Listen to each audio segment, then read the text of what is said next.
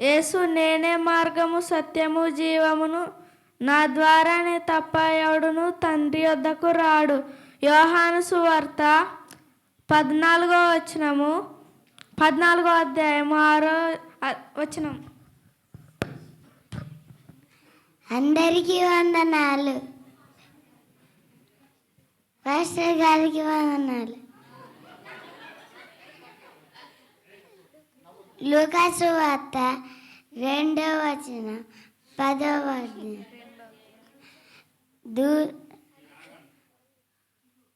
అందుకు ఆ దూత, భయపడకుడి, ప్రజలందరికీ కలగబోయే మహా సంతోషకరమైన సువార్తమాన నేను మీకు తెలియజేస్తున్నా. ఇచ్చిన వేకం దేని నుంచి. ఆమేన్. అందరికీ వందనాలు. నశించిన దానిని వెతికి రక్షించుటకు మనిషి కుమారుడు వచ్చనని అతనితో చెప్పాను. యోహాను 16:10.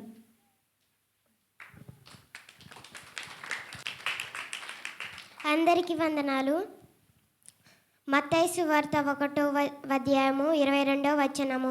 ఇదిగో కన్యక గర్భవతి అయి కుమారుని కనెను, ఆయనకు ఇమ్మానుయేలని అను పేరు పెట్టుదురు. ఈ కొద్ది వాక్యం దేవుడించునుగాక.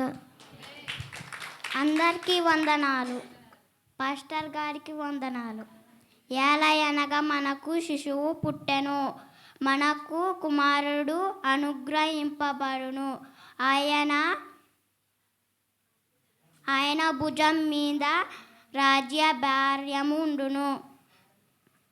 యేసయ్య గ్రంథము 9వ అధ్యాయము 6వ వచనము.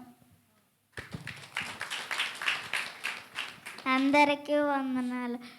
అయ్యగారికి కూడా వందనాలు. ఆశ్చర్యం, ఆలోచనలు, బలవంతుడైన దేవుడు, నిత్యుడకు తండ్రి, సమాధానకర్తయగు అధిపతి అని పేరు పెట్టబడెను.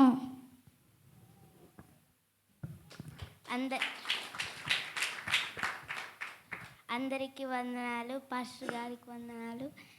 ఒక శిశువు పొత్తి గుడ్డలతో చుట్టబడి ఒక తొట్టిలో పడుకొని ఉండుట మీరు చూచారని వారితో చెప్పాను.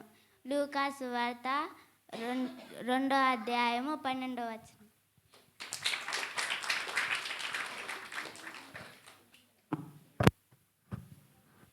దేవుని స్తోత్రం. అందరి కోసం ఒకసారి స్తపట్లు కొట్టండి. చాలా చక్కగా.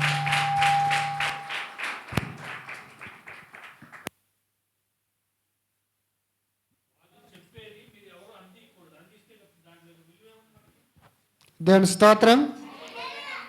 ఇప్పటిదాకా మనము దేవుని యొక్క మాటలు విన్నాము. అదే రీతిగా 2వ గ్రీటింగ్స్ మన మధ్యలో ఉన్న తిమోతి గారు వచ్చి కొన్ని నిమిషాలు, ఒక 10 నిమిషాల వరకు వచ్చి దేవుని యొక్క మాటలు, దేవుని గురించి కొన్ని మాటలు చెప్పవలసిందిగా వారికి సమయాన్ని ఇస్తూ, వారు వస్తుండగా స్తపట్లు కొట్టి వాళ్ళని ఆహ్వానించవలసిందిగా మనం చేస్తూ ఉన్నాను.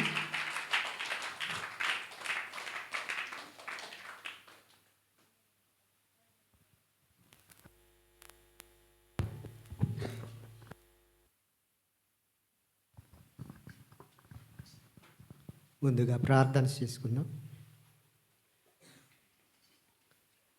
యేసయ్య, శక్తివంతుడా, బలవంతుడా, నిత్యుడగు తండ్రి, నీకు వందనాలు, స్తోత్రాలు చెల్లిస్తుంటున్నానయ్యా. నీవు ఇంతవరకు మాట్లాడుతూ వచ్చావు, పాటల ద్వారా, వాక్యము ద్వారా. తండ్రి, గ్రీటింగ్స్ తండ్రి, నేను ఎట్లా చెప్పాలో ప్రభువా, నేను చదువు లేని వాడను ప్రభువా, తెలివికి అనమలేనటువంటి వాడిని. మీరే మాట్లాడండి యేసయ్య. నీ మాటలు తండ్రి ఎట్లా చెప్పాలో వాటిని నేను కాదు నాయన, నీ పరిశుద్ధాత్మ చేత మీరు మీరే మాట్లాడండి. వినేవారికి కూడా నీ సహాయము దయచేసి నడిపించమని నజరేయుడైన యేసు నామమున అడిగి వేడుకుంటున్నాను తండ్రి. ఆమేన్. యేసుక్రీస్తు నామమున మీ అందరికీ నా వందనాలు. అయ్యగారికి కూడా వందనాలు. ఏంటంటే నేను వాక్యాన్ని చూసి కూడా నేను చెప్పాను. ఎందుకంటే నాకు కనపడవు కనుక వాక్యాన్ని చూడను. ఏయో దేవుని గురించి నేను మాటలు చెప్తాను, నాకు తెలిసిన మాటలు చెప్తాను. దేవుడు పరిశుద్ధుడు కదా, మనమందరము పాపులమే. ఏ మనుషుడు కూడా ఒక్కడు కూడా పాపం లేని మనుషుడు ఎవరు కూడా లేడు.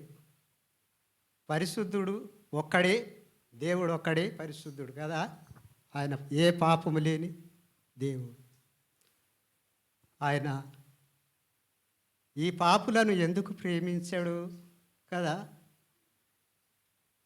మనమంతా పాపులం కనుక మనము తల్లి గర్భంలో పిండెముగా ఉన్నప్పుడు నుంచి మనమందరం కూడా పాపంలోనే పుట్టాం, పాపంలోనే పెరిగాం.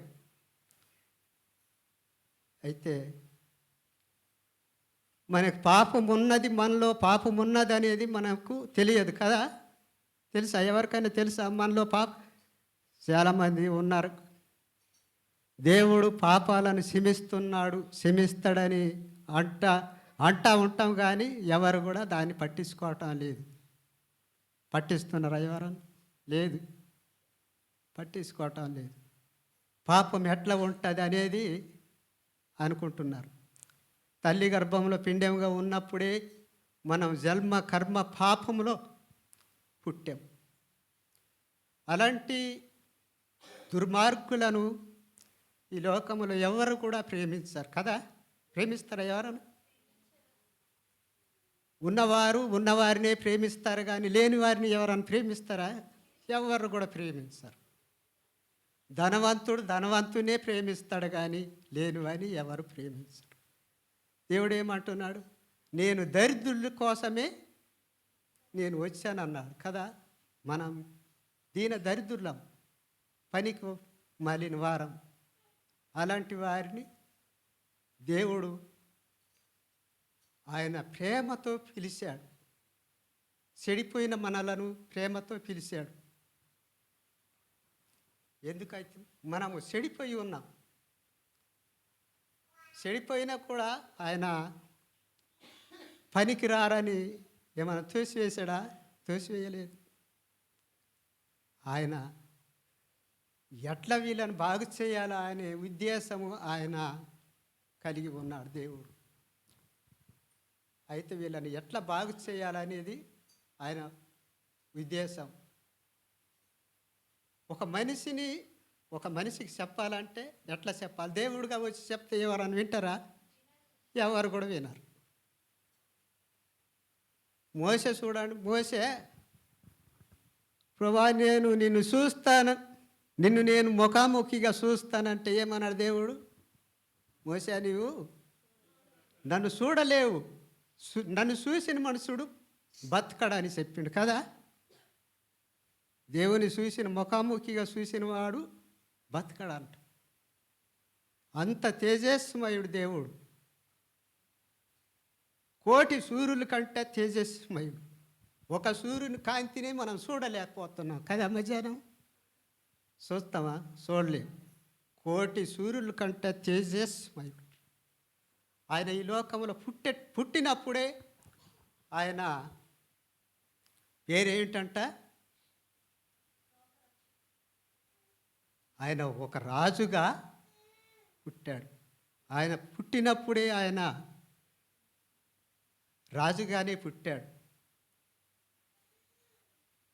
శిశువు పుట్టినప్పుడే ఒక రాజు.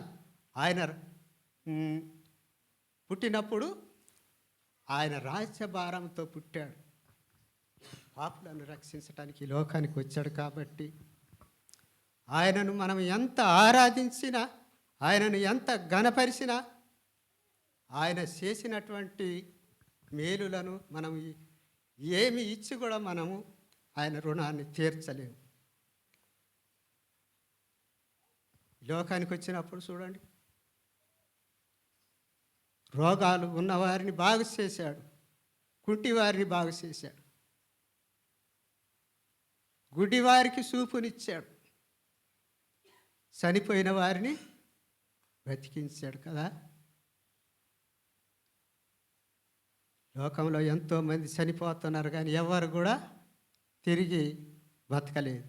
ఆయన మాట చేత ఒక మనిషిని బతికించాడు సమాధి నుంచి కదా.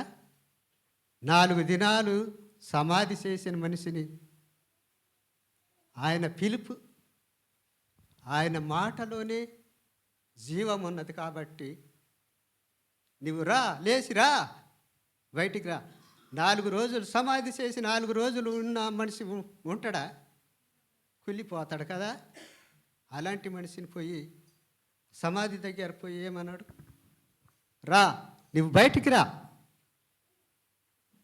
ఆయన మాటల్లో కూడా జీవం ఉన్నది, ఆయన మాటల్లో కూడా స్వస్థత ఉన్నది కాబట్టి, ఆయన దేవుడు కాబట్టి ఆయన మాట చేత ఆయన నిలబడి పిలిచినప్పుడు ఆయన పునరుద్ధానుడుగా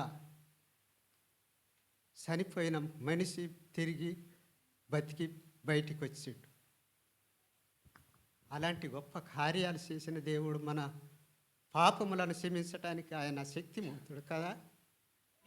ఆయనే పరిశుద్ధుడిగా ఈ లోకానికి వచ్చి మనమంతా పనికి మారినటువంటి వారిని, ఎందుకని ఆయన ఈ లోకానికి రాకముందు వెలుగు లేదు, ఒకరికి ఒకరు ప్రేమ లేదు. ఉందా? ఎవరైనా తప్పు చేసిన వారు ఏమి చేసేవారు? రాళ్లతో కొట్టి చంపేసేవారు. లోకానికి వచ్చిన యేసయ్య ఒక స్త్రీ చూడండి, ఆ స్త్రీ వ్యభిచారం చేసిందని, పాపం చేసిందని రాళ్ళతో కొట్టుకుంటూ ఎదుముకొచ్చినప్పుడు అది ఉరికొచ్చినప్పుడు ఏమన్నాడు? ఆ యేసయ్య పాదాల దగ్గర పడి ఉన్నప్పుడు అప్పుడు అన్నాడు, ఎందుకు ఈ అమ్మాయిని ఎందుకు రాళ్లతో కొడుతున్నారంటే, అయ్యా ఇది పాపం చేసింది. ఆ కాలంలో పాపం చేసిన వారిని రాళ్లతో కొట్టి చంపేవారు. అయితే మీరు ఎవరైనా మీరు పాపము లేని వారైతే ఆమె మీద ఒక రాయి వేయండి అని చెప్తే, ఆయన ముందు చూస్తే దేవుని యొక్క వాక్యాన్ని చూస్తే మనకి ఎట్లా కనపడుతుంది? అద్దంలాగా కనపడుతుంది కదా. ప్రతి ఒక్కరిలో పాపమే ఉన్నదని వారు గ్రహించారు. ఎవరి చేతుల రాళ్ళు వాళ్ళే అక్కడ పడేసి వెళ్ళిపోయారు. అప్పటి నుంచి సమర్పణ మనకందరికీ కూడా కలిగింది కాబట్టి ఇప్పుడు మనము అందరికీ ప్రేమ, ఒకరికి ఒకరు ప్రేమ కలిగి ఉన్నది కాబట్టి దేవుడు ఈ లోకానికి ప్రేమను తీసుకొచ్చాడు, ఒక వెలుగును తీసుకొచ్చాడు, సమాధానాన్ని తీసుకొచ్చాడు. ఆయన ఈ లోకానికి రాకపోతే మనం ఏమైపోయే వాళ్ళము? మనం అందరం కూడా ఈ పాపం నుంచి కడగబడటానికి ఆయన పరిశుద్ధ రక్తంలో కడిగి నా రాజ్యానికి ప్రతి ఒక్కరు కూడా రావాలని, మనం ఎక్కడి నుంచి అయితే వచ్చినామో అక్కడికే మనల్ని నడిపించాలని ఆ దేవుడు ఈ లోకానికి వచ్చి మనలను ప్రేమించాడు, మనల్ని రక్షించాడు. మన కోసం ఒక శిశువుగా పుట్టి ఆయన ఈ లోకంలో మరి సువార్తను చేశాడు, పరిచర్య చేశాడు. చేసి ఆయన ఈ దేనికోసం అయితే వచ్చిండో అది నెరవేర్చి ఆయన మనము పొందవలసిన వాటిని అన్నిటినీ సహించాడు, నిందలు భరించాడు, అవమానాలు భరించాడు. మనమే అయితే అవన్నీ భరించలేము కదా. తిరిగి దెబ్బకి దెబ్బ అని మనం తిరగబడతాం. కానీ ఆయన గొప్ప దేవుడు అయి ఉండి కూడా చేతగాని వాని వలె తాను తగ్గించుకొని ఆ శ్రమలంతా భరించి ఆయన మన కోసము గొప్ప త్యాగాన్ని చేసి లోకాన్ని వెలుగు తీసుకొచ్చాడు. ఆ దేవునికి మనము ఏమి కూడా చెల్లించలేదు. కాబట్టి ఆ దేవునికి మనము ఎల్లప్పుడూ ఆయన వచ్చే వరకు మనము ఆయనను ఆరాధిస్తూ గణపరుస్తూ స్తుతిస్తూ ఆయన కోసమే జీవించాలని చిన్న వాక్యాన్ని దేవుడు దీవించునుగాక.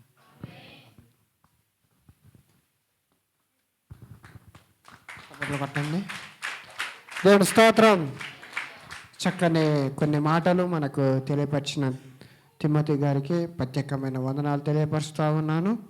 అదే రీతిగా మనము చాలా వాక్యాలను బట్టి వారి యొక్క మాటల ద్వారా దేవుడు ఎలా ప్రేమించాడు, ఎలా ఈ లోకానికి రావడానికి కారణం ఏమిటి అనే వాటి మాటలను మనము జ్ఞాపకం ఉంచుకోండి. మనం ఇతరులతో అవి పంచుకుంటే బాగుంటుంది. అదే రీతిగా మనము ఈరోజు మనకు చాలా ఉన్నాయి. మీరు ఎలా ఉండాలి? యాక్టివ్గా ఉండాలి. కళ్ళు చూస్తూనే ఉండాలి. మేలుకుతోనే మీరు ఉండాలని తెలియపరుస్తూ ఉన్నాను. స్కిట్స్ ఉన్నాయి, యాక్షన్ సాంగ్స్ ఉన్నాయి. ఇవన్నీ మీరు గుర్తుంచుకొని విదరపోకుండా చూడాలని నేను తెలియపరుస్తూ ఉన్నాను. అదే రీతిగా మన మధ్యలో ఉన్న చిన్నారులు ఒక యాక్షన్ సాంగ్ ఇప్పుడు యాక్షన్ సాంగ్ను మన ఇక్కడ ఏర్పాటు చేయడం జరుగుతుంది. అదే రీతిగా ఎవరైతే